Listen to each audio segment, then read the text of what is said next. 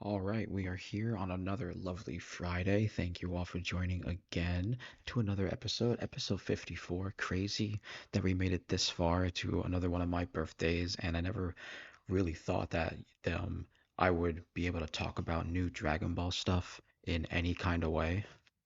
So, getting to do this episode and talk about the new Dragon Ball Daima show as it comes out week by week, I think is really awesome.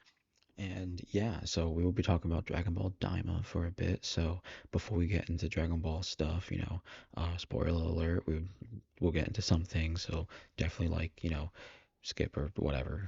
But yeah, it's been my birthday, so happy birthday to me and Trunks. That's about as spoiler as we're gonna get from now on. Go watch the show. And I hope the audio is pretty good for all of you right now. I have new headphones, so I've been testing out, how it works in the new apartment with speaking and all that kind of stuff, and just making sure there's no echo or like overfeed or whatever the hell. My partner got me a pair of heavy headphones for my birthday present, and that was pretty nice of her. So they've been pretty awesome. I'm liking the headphones so far. I have been banging out to bands like Lorna Shore, Chelsea Grin, Whitechapel, some really good ones. And yeah, I've been using them for the podcast, seeing if they work pretty well with hearing at least like audio capture or some. So yeah, audio does seem pretty good, and yeah, I do think we're gonna get into some Dragon Ball sparking stuff just because that game is pretty awesome, and I want to get into more of the online matches pretty soon. I haven't gotten to really try out any of them, but I've only really done the story and a few of like the regular custom battle stuff, and seeing how the CPUs fight, and just experiencing the story stuff, and so the gameplay plays very much like a generic sparking Dragon Ball Tenkaichi Budokai 3D fighting game to all its, glorious like faults and stuff like, things like locking attacks and homing stuff. Those are like things that are relatively not super in your control, but you do have a lot of like leeway in terms of dodging and getting out of the way of a lot of attacks to a decent regard from what I've seen. And Dragon Ball has had like the same formula for decades, even to like the Dragon Ball Fighters and to its earlier fighting games, where like it's punch, punch, punch, instant transmission behind, punch, punch, punch, instant transmission behind, sometimes a heavy attack, and then sometimes you would break somebody's guard and you would whack them for a bit, and then when you whack them, you would do a move, launch them away, and then power up or do some other move, and then they like rinse repeat, throw energy blast, all that kind of stuff. And this game does have that. What I do wish it had was, at least what I can't say, what I've seen is it doesn't have like your companions fighting alongside you like on the ring. I remember some of the older games having that, most likely like Budokai Tenkaichi 3. I didn't go back and play any of them recently, so I could be completely wrong, but I think I do remember like being like getting blasted by attacks in the way of other stuff, or maybe it's like Xenoverse I think even has it, from what I remember, and it's just like this game doesn't, and you can have like a team of 5 on 5, and you can't do that. As far as I can tell, maybe I missed it in the options menu, or someone in the comments will tell me that I'm wrong. But yeah, I totally missed on that. And yeah, I got the collector's edition stuff, and it came with a pretty cool bookmark, which I'm using for a book that we're going to talk about soon later. It has Goku on one side and Broly on the other, and it's pretty awesome. And you've got like some these cards that I haven't opened up, but I think they show you what they are. I think it's like Goku and Vegeta and Trunks from like the shitty Goku Black arc and stuff like that. And then, you get like the big statue, which I have on the windowsill, which is pretty awesome. So, that's pretty dope. I got that for my birthday, the birthday present to myself, which is dope. And out of the story mode, from what I've gotten from it, you can't really do a whole lot of transformations and all that kind of stuff. Like there was nothing crazy or even anything like, at least from what I've seen, super early on, out of anything else. And then the what if like scenarios, they don't go as like wild as you would really hope, which is kind of disappointing. Even in terms of like things that like we kind of would have expected, like Super Saiyan 3 Vegeta and stuff like that. At least from what I've seen, it's not like in there, or maybe like DLC or just make it a thing, or obviously mods and all that stuff. And then so as you play the game, you unlock like the currency in the game. It's like coins, and I don't think there's any way to buy these coins with like real money. But so you have to earn it while playing the game, which is a feature you don't really see often anymore. And then you use those coins to buy characters and even like costume skins, which is just like damaged clothing and a few skins for some of the side characters. Not a whole lot.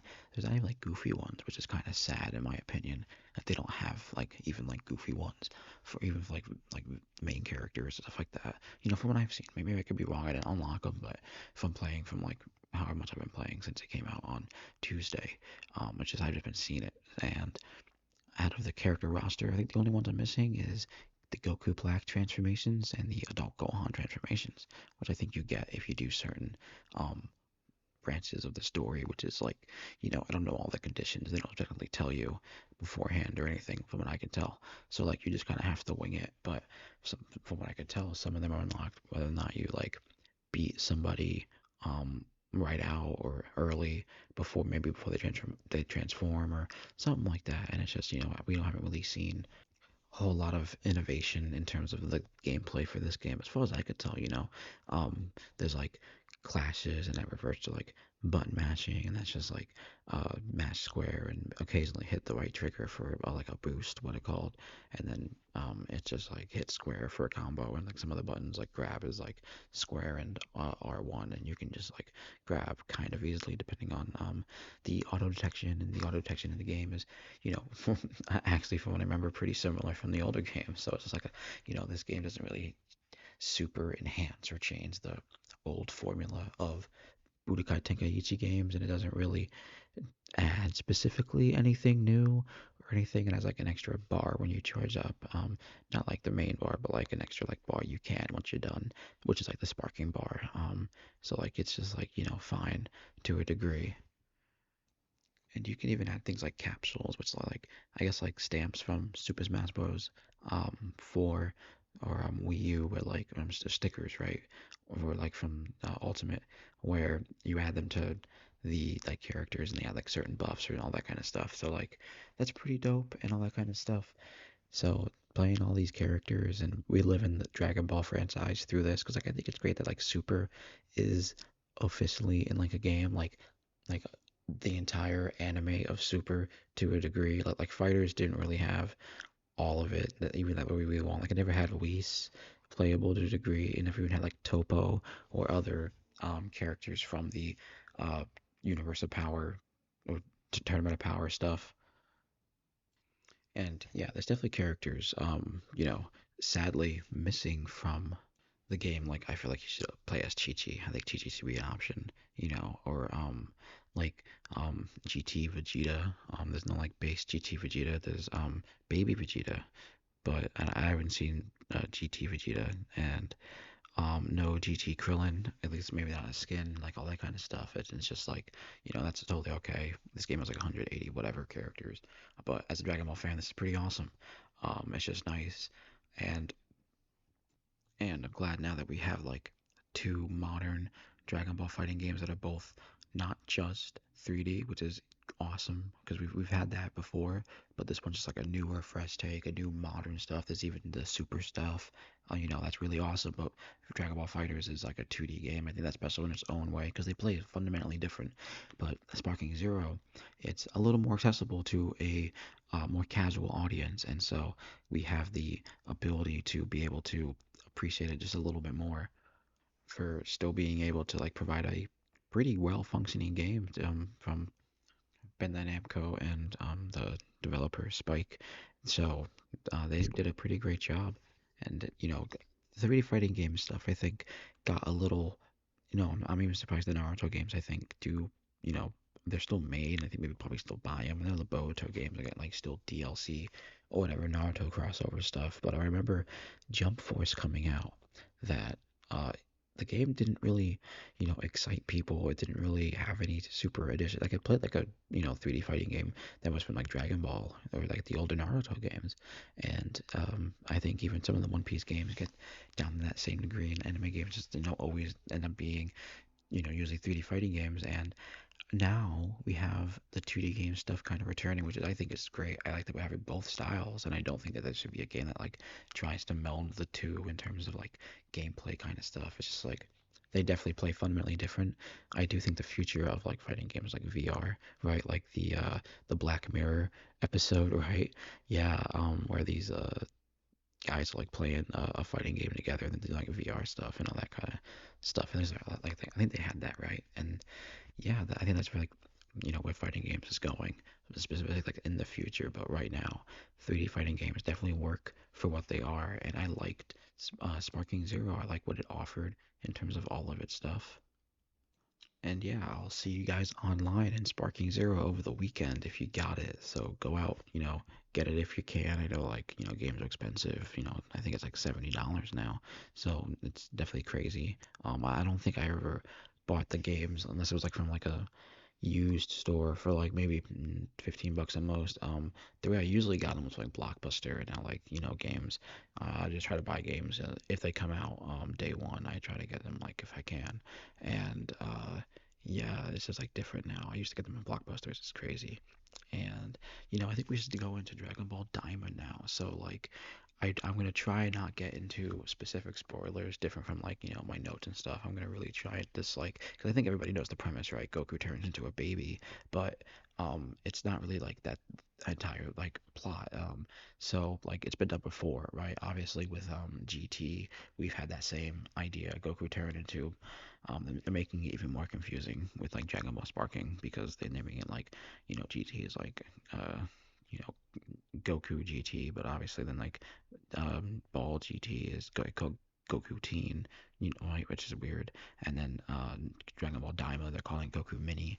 But that they in the show contextually, they specifically say that they return him back to kids, 6-year-olds, first graders specifically, and so and that's basically when the show ends for the first episode. So everybody knows the premise of it. The premise starts right then, and the ending has a weird like song at the end of it when they're turning into a baby. The song is called like I don't know from the lyrics. It was definitely something like Demon Wonderland song, and it was like here's our Dragon Ball story. Read it or watch it, and definitely here it is. We have more story. That was like the lyrics that they had from the captions and stuff from Crunchyroll, and it was weird. It was weird, but overall, I liked the show. I thought it was really fun. They had uh like a whole lot of fun new characters. They're like their typical like villainous Dragon Ball characters, but they had like a nice like same goofy side that like the Pilaf gang kind of had, which I think is very nice. Even Frieza has turned to that regard a little bit in terms of the show and Super, and mainly and the villains hail from the Demon Realm, which is a place that we haven't really specifically seen a whole lot of in the Dragon Ball universe. The first half of the episode, like maybe like 10 or so minutes, is basically a recap of the Buu saga, which isn't terrible, maybe not 10 minutes of like the first episode recapping what I imagine everybody's probably caught up on. I don't really know who really wouldn't, but it has like a little bit of context for the villains in terms of all that stuff, and then it starts getting pretty meta in terms of not like, real world stuff, but like the universe 7 kind of stuff in terms of like where the demon realm is and like its location. And that's as far as I'll go because it gets like pretty crazy after that point. But then the demon realm has like it's some similar things like Dragon Balls to all the, same stuff like that we have. But then they, somehow make a wish and then they turn the heroes into first graders, and then it's all kind of stuff. So there's some really fun cool stuff in the first episode. I was really excited for it. And I don't know if anybody's choosing not to watch the shows because it's just like, oh, they're doing the baby thing again. It feels like GT, or it's like, why isn't it they're doing like Super, obviously. And it's just like, I'm here for the ride. This is a TV show. I think the animation was really good, and I'm just glad that we're getting more Dragon Ball stuff in any kind of capacity. I love it in any degree, especially like it's an anime. It's like the TV show, and they do such a really good job with this animation. It's not specifically the same that we've seen in the recent movies in the Super series, but it's definitely just Dragon Ball, and that's what I'm here for. You'll be expecting me to cover every single episode as it comes out. You can bet on that truly and absolutely. I am so excited to be talking about Dragon Ball. Like it was like, I never really thought like I could like do anything related to Dragon Ball growing up or any kind of like um work for it or any kind of like stuff on that. But like I'm just talking about it here on the internet. And I think that's, good enough. I could just talk about one of the most best anime that you can ever watch. One of the things that like has been one of my favorite franchises to ever enjoy. Uh, Watching the show episode by episode as a kid and doing that again with Dragon Ball Daima is the best, truly. So, besides Dragon Ball stuff, and this relates back to anime real soon, but it is Halloween, which is awesome. So I definitely want to talk about a few things related to spooky time. Halloween is one of my favorite holidays out there. And, if you caught last week's episode, I recently reread Junji Ito's Uzumaki, as well as we got to talk about the first episode of the anime. And man, oh man, can I tell you that, like, it's kind of sad that there's discourse related to people disliking the animation quality of the first episode compared to the second episode, mainly the second episode, and like its discrepancies and how like it looks compared to the first. And I'm not as bothered by it. It's definitely noticeable in some of the areas, but I thought the episode was great. They definitely did a really fun job. They featured one of my favorite parts, the Black Lighthouse. And if you haven't watched it, you should go watch it for yourself and see for yourself. Is it really, good animation or is it really just, not that great? Because I'm no judge. I'm not an animator. I don't know anything about it.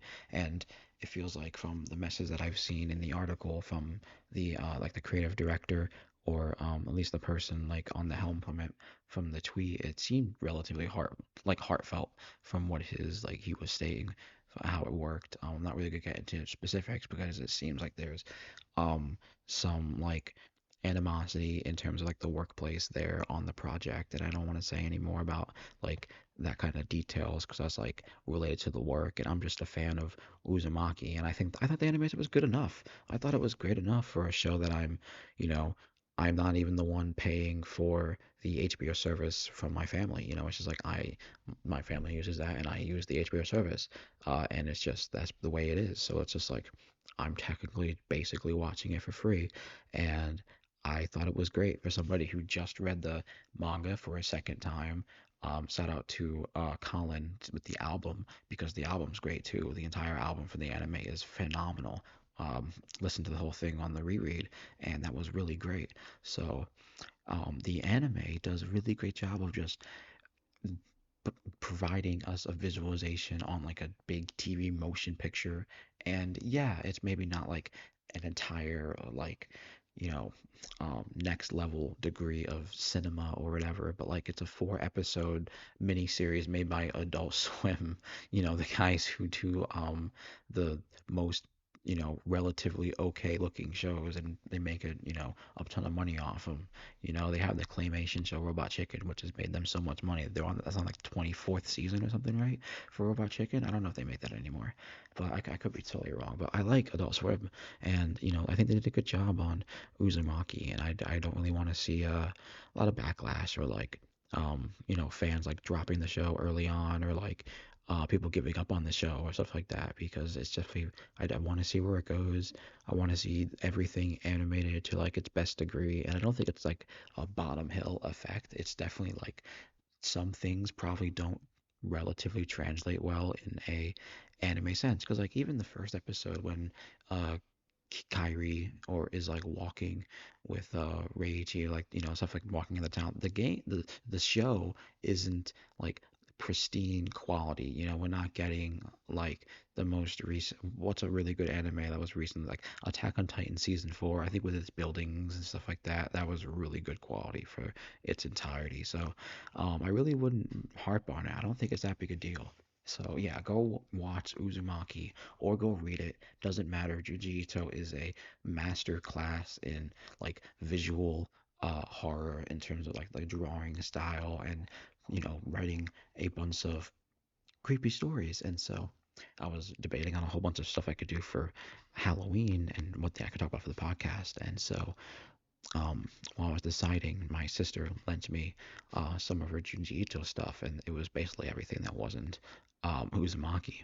And what I ended up reading was Ramina, and then Gaio and Tomei. Now, what I want to do is start with Ramina because Ramina's my favorite by far. I kind of can't decide whether or not Ramina is my favorite overall over Uzumaki or it's like my second favorite out of what I've read so far because Uzumaki is like my second favorite manga like after Berserk like no hands like it's like an absolute I love it so much and Ramina it was just like maybe like in terms of just Yuji Ito stuff it's like right there but Ramina is about a astronomer who discovers a planet. So he names the planet after his daughter, Ramina. And that's literally as far as I'll go because I think if you like anime or manga, you should know as little about it as possible, in my opinion. And I think if you're maybe fans of stuff like cosmic horror or Dead Space in those kind of regards. I don't necessarily know of specific equivalents to more Japanese related stuff, but like cosmic horror, Lovecraft, Dead Space kind of stuff definitely gives that same vibe as Ramina. Give it a read before like October is done because it was such a shock to enjoy a story like that. It was great. It was truly phenomenal. And then Gaio which is like translated to like the death stance or something. Maybe it means stinky. I haven't looked it up, but like the parentheses is the death stance. And Gaio is basically like something weird happened to the fish and like they theorize that like it's like human tampering like human military stuff and obviously that's like a relatively cheap cop out but like some fish mutate into like providing this pathogen that like makes this gas that is really stinky. Not that the stinky is like anything, but like it like smells like human corpses and it has like other kinds of effects to humans that I won't specifically get into, but the stench like starts bothering people slowly and then it starts filling up not even just like people it's not in people's minds like it's a real stench and it's definitely a crazy manga. And when I read it, I was like, maybe I won't get through it and I'll get on to what I specifically want to do for the podcast but no I finished that in one day it was so good so yeah I don't know if there's like an animation or anything for it but yeah Guile was really good that was really nice oh third favorite obviously into the Jujutsu stuff but it's not my favorite or like anywhere like top 10 manga or anything like that now I did start his series Tomei and Tomei's not a series that I think I'll pick up or finish relatively anytime soon again because I don't like the flow of it the story like the pacing definitely is a little confusing for me and it's about like this girl who every time like she dies. She keeps coming back and she's haunting like the people that killed her. I won't specifically say who killed her, but it's an anime, and so I think you can take a pretty decent guess to uh people who killed her. I already said people, and yeah, it's just like for me, it didn't have that same weight and oomph as the other three, Uzumaki, Rabina, and Gaio. And then there's the Junji Ito, like little animation collection of like his short stories. I definitely want to watch that. That'll probably come soon before the next episode comes out. I just haven't had time to do that. And so, yeah, you guys need to check out Junji Ito stuff. Absolutely. Now, the last thing for October, or like this, episode in October that I want to talk about is The Exorcist by Peter Blatty. Now, you may know The Exorcist as like the famous movie that was made, I think, originally in like the 70s when it was originally adapted from the book. And I'm reading the book. Now, I chose to read the book because like I saw it in the Barnes and Noble and had like a really cool like cover and it's like a all really green, odd sepia tone with like a ghost possessed looking girl, and it looks nice. So that's what I got for it, and it's a little more fleshed out than the movie from what I remember. My first time watching the movie, I'm not gonna watch that anytime soon again. I'm not really the particular like fan of the Exorcist movie, but I chose the book because it was like definitely like a classic in terms of like the time, and the movie is like hailed as a classic as well. So I wanted to give it a try, and it's definitely basically the book, or like the movie. The book is basically the movie, and it has some extra stuff in terms of like the doctor visits are a little more extrapolated, and like they're much longer and played out in terms of like stuff, and the scenes are pretty much like one and done in terms of like the scary horror stuff. There's no like prolonged stuff. The scary ghost possessed dialogue is definitely you know, rated M for mature kind of content. That's as far as we get in terms of the book of what I've seen, and I'm only about page 150 or so far, and I'll definitely try to finish it within the weekend so I can start another book for next week's episode, which I talked about previously in the podcast, but now I'm gonna try and talk like maybe for like 30 minutes on it and see what I could do because it's just so fun to read that book. But The Exorcist, it was so far a decent read. It's like expectable because I've seen the movie, so like I can't really take it like so seriously, and I can't really expect it to like surprise me to any like real regard. That's why I'm reading it. Maybe it'll have a different ending. Maybe it'll have something specifically different about it, and maybe it'll have like a funner scene or something more specific that I'll enjoy about it. Um, or maybe it'll be another book that I keep on the shelf for a while and never read again. And that's not really a big thing. I bought it and I got to read it. I got to talk to her about a podcast. I think it's a fair trade. It's definitely nice to read stuff for like the holiday stuff and get into the holiday spirit with all of you guys. So I hope you go out and read some Junji Ito or, Peter Blatty, Stephen King, obviously, and any of the other numerous horror icons out there in all media, whether they're playing like video games or um, comics or movies or TV shows, all that kind of stuff. I love Halloween. I love spooky stuff. I love horror stories, like murder mysteries and those things, all those things class.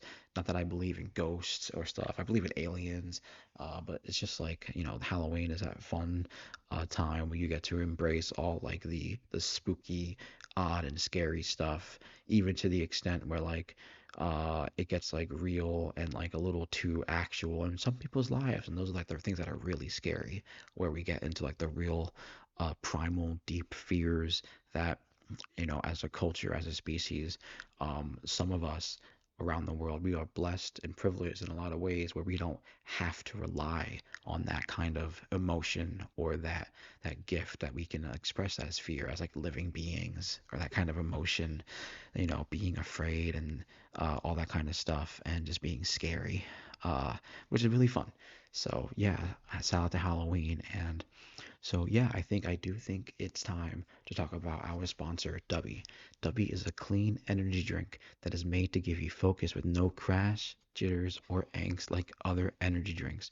We also have no mouth seduction filters and don't use artificial dyes. Dubby contains vitamins, amino acids, a nootropic, and 150 milligrams of caffeine. Now, if you use the code below with your purchase, you can get 10% off products like drink powders, apparel, portable bottles, stickers, bags, and more. Now, that's if you use the code below, the code GamerLibrarian at checkout. Dubby is an energy drink powder that is produced in FDA registered and inspected facilities in the United States. And yeah, on, just regular topic stuff, video games. I've been playing Wukong still. I got to chapter 6 and I'm currently trying to get my way through Supreme Inspector, who's a bitch. Absolutely. And I got to the secret areas in chapters 2 and 3, which is great. You have some pretty fun times there. You get some new items, which is really fun. Wukong right now is my favorite game of the year. It's like, that's what it is right now out of the games that I've played so far. And I think it's really special that like this year, um, I got to read the inspiration for Dragon Ball, which was Journey to the West. That was such a fun story to get into. It's so long, and it's one of those stories where like if you tried to grasp it on like the first read, you'll never do it. You'll never do it. I'll try to do it the first time and see what I can do with like, understanding the order of like the fights, or like the fun story moments, because it's just like all of it so much so compact. Like the weird spider lady, or Wukong splitting from the party, which happens a lot. Wukong leaves the party a lot in terms of the story, and it was fun getting to um, experience and try to understand that old culture from China, um, and then like to experience the inspiration of Dragon Ball. And unfortunately, Akira Toriyama passed earlier this year, and this is right after Dragon Ball Super basically finished. I think there may be like a few chapters around the corner still left for Dragon Ball Super Hero, the adaptation, stuff like that, into the manga. And that was a pretty sad time. He was a big inspiration for a lot of people, and he made my favorite show. And here I am getting to do a podcast about him, which is a very special privilege in my perspective. So I just think it's really great that we got a new show and a new game from um, the inspiration of Akira Toriyama, because Akira Toriyama worked on Daima, and he obviously had a hand in how the show was produced, but he didn't get to live long enough to see it get the praise and admiration that it deserves. I think Daima episode one is pretty good from what we can tell. I'm not going to praise the whole show, but episode one gives us hope, and like it has that episode feel that we don't have for a lot of anime now. And we had Dragon Ball Super, and they still do movies, but I don't know, things like Jujutsu Kaisen having, I think, a movie instead of doing parts of it into a show, or any kind of stuff. I don't know. I think it kind of loses that feel. I kind of like that episode feel, but it's to each person's preference. But we got the Wukong inspiration from the story Journey to the West into the game Wukong, which is also great. Obviously, anybody can go out and get a mod for Goku, but the fact that China can express their culture in this great way and put it out in a game for the world to experience. Obviously, you can go read the story, which you should obviously do if you like weird mythology, if you like stories where like uh, creatures transform into other creatures and they fight each other in like weird like Buddhism kind of I would guess like philosophy to a degree. Like I don't understand it. It's too like uh, big brain for me. So I definitely think as part of culture that you should definitely try to experience on just like an entertainment level first. Just try to enjoy it. If you don't like it, you don't like it, but then just try to appreciate it, because China made that. It's kind of debated from what I remember who specifically wrote Journey to the West, but that inspiration not only made Dragon Ball, but it made Wukong, and Wukong is going to become most likely Game of the Year, and that's going to be huge for China. It's going to be huge, and they deserve it. The developers of Wukong Game Science, they deserve praise for putting out a really fun action game. I believe they put out mobile games, and this is their first one, and they did a really good job. This game's on PS5 and PC, and I definitely think that we're going to see some cooler action games because of this. And it's cool to see that it has inspiration from old mythology, old stories, old lore. I love stuff like that. This is very much like a God of War thing, right? Like this is basically a game very similar to God of War. It's old stories. I believe Kratos is a real mythological character. I could be completely wrong.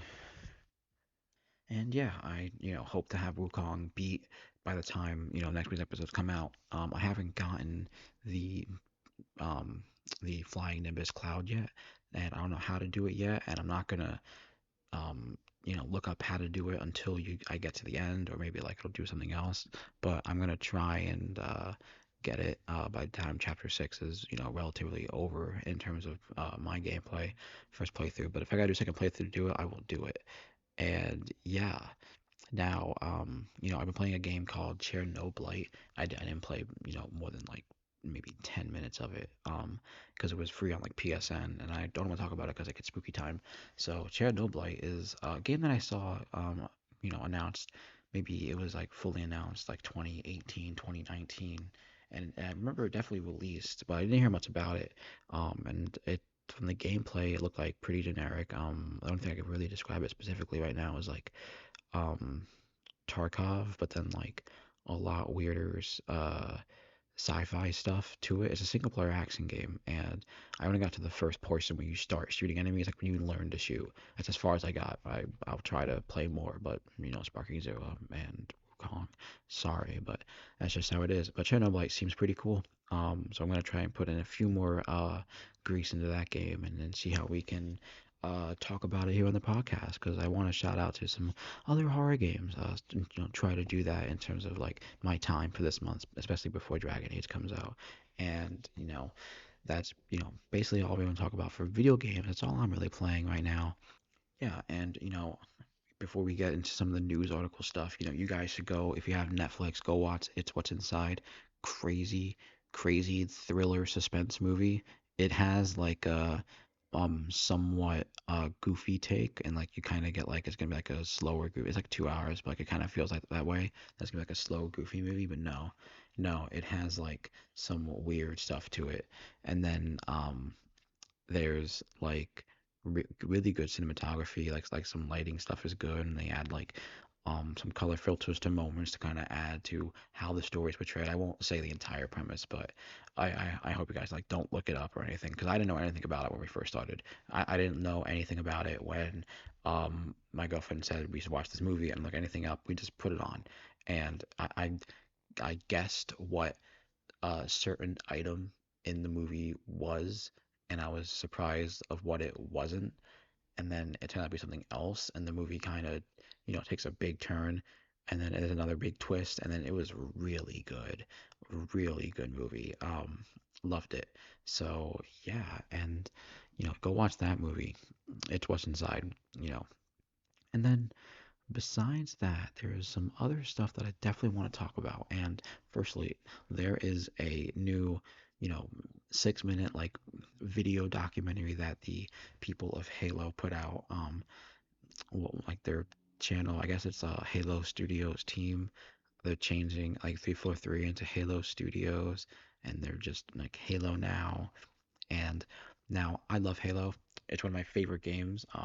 I've said before, I'm not a particular fan of the story, and I don't really want to say that's a negative thing, but I think Halo, what was the biggest thing about Halo was the fact that it had the best, at the time, 3D looking graphics. It had the best online gameplay and like couch co-op experience. And from like first game to reach, that was pretty pinnacle. I would also say 4 is that same thing. Around the time 2014 came around, I think that was when 4 dropped. And so, Halo had a lot of what I would consider hallmarks or staples to the franchise. And when in recent times, um, like things like Halo Infinite, there's things that the game has lacked in terms of its launch, and there's things where the game has just truly decided where it didn't want to innovate. And the video that I'm talking about, it talks about where they're going into changing 343 Industries into Halo Studios, and they're also using the Unreal Engine, which is a big positive. I think it's very good that they're using a better engine to provide better games. Let's all be real. These companies, they put out these products using their proprietary engines, the ones that they make, and like Bethesda and Starfield, whatever the hell that was. And these engines, they're made by these tech companies, these video game companies, and they act more as like industrial, like progressive, like cutting edge tech companies rather than like game companies.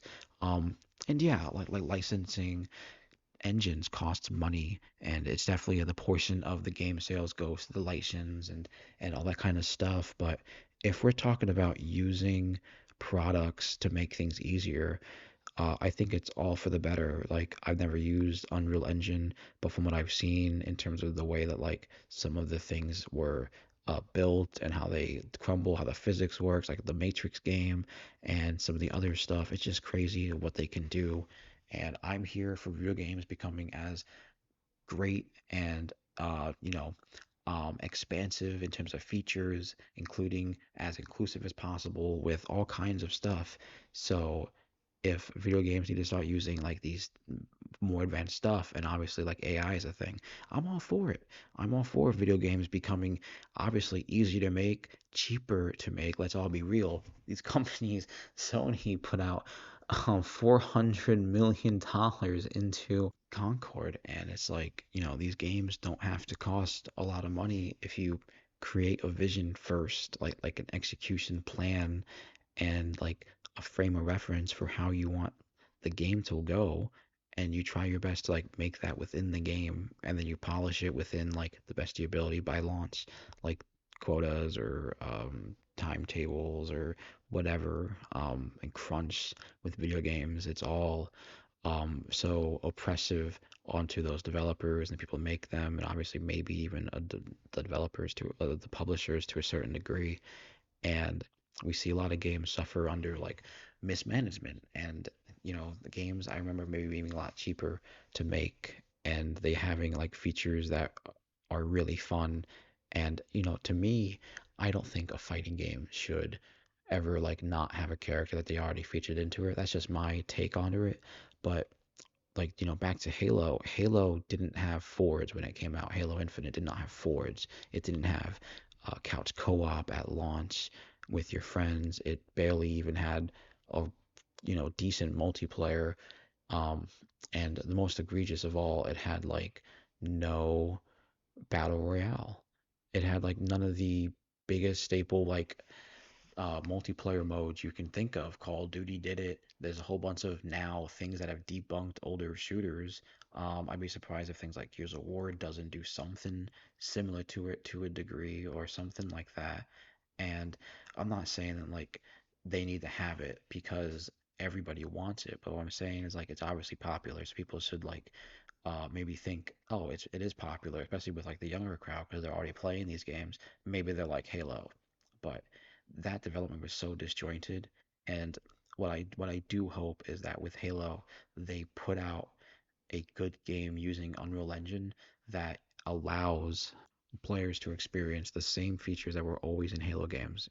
The couch co-op, the split screen, the same game modes, all the same like customizable stuff, the same game modes, the same weapons and stuff you can use in game.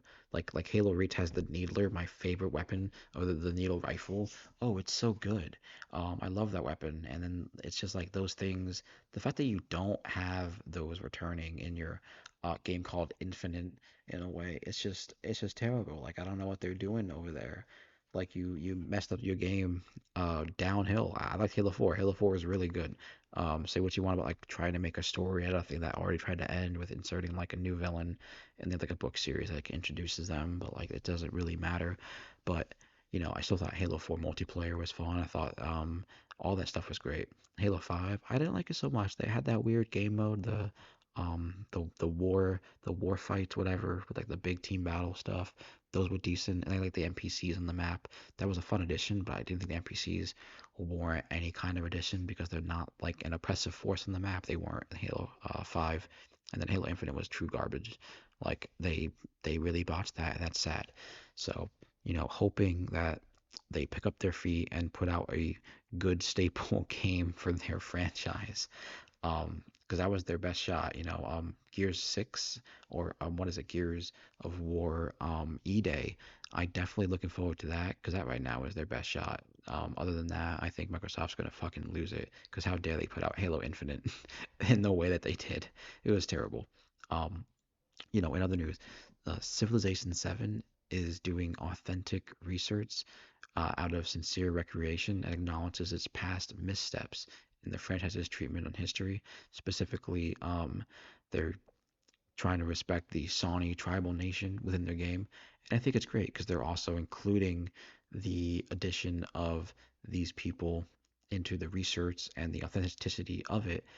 And they're even trying to add in like authentic um understanding or inclusion for things like more modern words like things out of futures like maybe like I don't know if they have it for now. I'm not really gonna get too into it, like cell phones, maybe they have something for that, or like nuke, maybe, things like that are very much like wouldn't be thought of in the 1700s kind of stuff. So I just wanted to shout out to Civ 7 for being a company that it's at least putting in the effort to remain authentic and be true to like our history and our roots. Because not to name any names, Assassin's Creed, whatever it is in Japan, but you clearly didn't do your research for a good degree.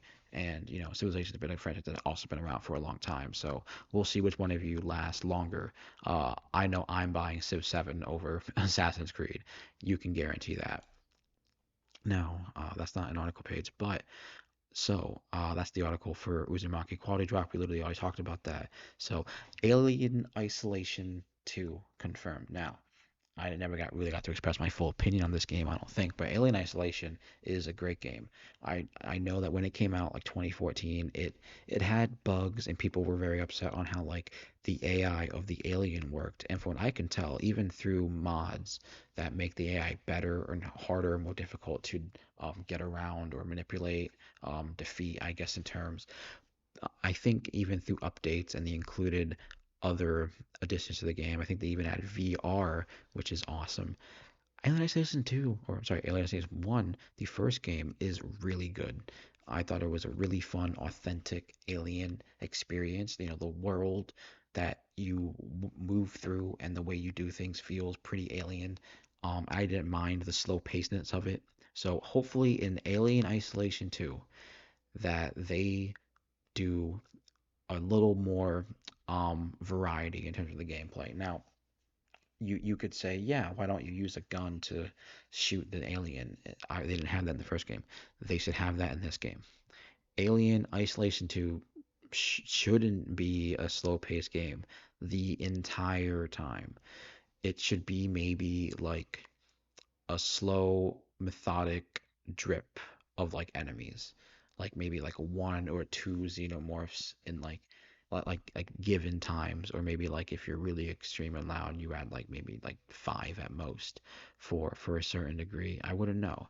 Um, but I think that like obviously allowing them to kill the player to kill the xenomorph, the alien, is a big important thing. But there is so much in terms of like the space genre that is a little overplayed, and some of that is just the derelict space station spaceship. Dead Space 1 and 2 did it, and obviously what I'm getting to is Dead Space 3 went to a planet, and as much as people maybe not like that, I don't know why people don't like the horror and action vibe of those games. I don't understand that kind of like discourse people have in terms of Dead Space, but specifically, Alien Isolation should maybe go to a planet. Maybe you're isolated on like a hive planet. Oh man, like like I don't know if you're familiar with Alien, but there's like a story, like the Alien Earth is capturing it within the Hulu TV show, but there's a story where the aliens do come to Earth and they slowly start like getting hives all over the globe, and there's like task force of like the militaries trying to take out these hives, and they're doing a bad job of it because they can't, because xenomorphs are that fucking cool. And so something like that where maybe you're trapped on a planet that was once a colony or something, and you have like some harsh like environment, like you can't go outside. Like if you saw Alien Romulus, go watch that. It's something relatively similar to that. And yeah, it's just I love Alien, and it's just cool to see more of that stuff. I really hope that the developers, Creative Assembly, after 10 years of experience on Alien Isolation, because I don't think they ever really announced no more updates on that game as far as I can tell. So they've probably been working on it for these 10 years. So I hope that from what they've learned, they can take that and provide a really great enhanced experience for the Alien community. I think it'd be really fun. And the last thing that I want to talk about, which makes me really sad, is the fact that uh, not only does the Dragon Age doesn't have an arachnophobia mode, it just doesn't have spiders. It's the first game in the series without spiders. Now, I I know some people will be like yay about that because obviously maybe you don't like spiders, but I think that is a pussy move. I think that's terrible. I mean, at the very least, just only do an arachnophobia move, but like one, spiders were in the game, I'm pretty sure from the entire time. All three games within the expanded stuff. Not that you need spiders to tell a story of a good video game, but like they're a fantasy enemy staple. It's like gnomes or goblins and like maybe like spirits and spiders. Like those like four like walking trees or like pixies, like those few are like elves, dwarves, like that's as basic as you get in terms of like fantasy. And like giant spiders, giant bugs, that's how you get. Now I love killing giant bugs. I love bugs in real life. I don't try to kill them maliciously in real life. If I step on them by accident, that's what happens. But if they're in like the house, I try to put them outside. Now, I think it's bad that they're not having spiders in it, that they're taking away like enemies, things that are, not specifically needed, but kind of expected to be in the game. And that's just really terrible to me. I think that's bad. Yeah, that's just really not the way to go. I'm still kind of hopeful for Dragon Age Veilguard, more so in terms of like how it delivers the Dragon Age experience after 10 years. But my worries are increasing against my excitement. So, I think that's where we're gonna leave off on the episode. We're here at episode 54. I'm excited to see you guys for episode 55 next week. Leave a comment down below on any kind of games you think would be cool for the holiday Halloween spirit. What's spooky? What about manga, books, movies, TV shows, any kind of weird spooky stuff?